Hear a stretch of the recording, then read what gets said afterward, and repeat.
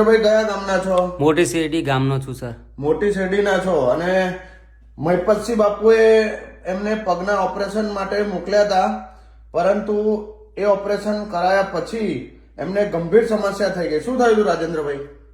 ઘરે ઇન્જેક્શનો લેવાના હતા, તે વીગો અંદર તૂટી ગઈ.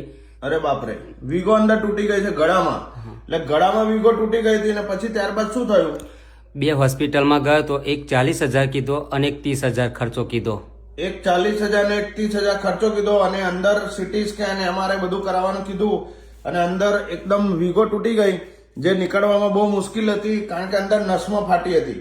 ત્યારબાદ શું કર્યું આપણે? ઓપરેશન કર્યું. ઓપરેશન કરી નાખ્યું. કોઈ પૈસા લીધા? ના, નથી લીધા. એટલે મહિપતસિંહના કહેવાથી આપણે ફરી એકવાર તેમનું નિઃશુલ્ક વીગોનું, એમને તો ખબર પણ નથી કે આવી ઘટના બની ગઈ છે અને આપણે ફક્ત 10 જ મિનિટમાં તે ઓપરેશન સંપૂર્ણ રીતે ફ્રીમાં પતાવ્યું. તમે હવે કેવું છે, ખુશ છો? હા બસ ખુશ છું સર, તમારા આભાર. સારું છે ને? પગમાં સારું છે ને? પગમાં સારું છે અને બધી વાતે પગમાં શું સારું. થયું હતું? થાપામાં? થાપામાં રિપ્લેસમેન્ટ કરાયું.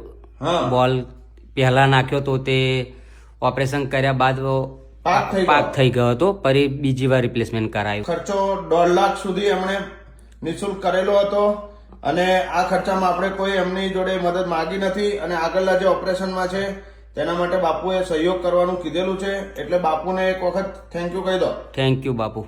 બરાબર, ફરવા મળી જશો ને તમે? હા, ફરી મળવા જવાનું. ઓકે.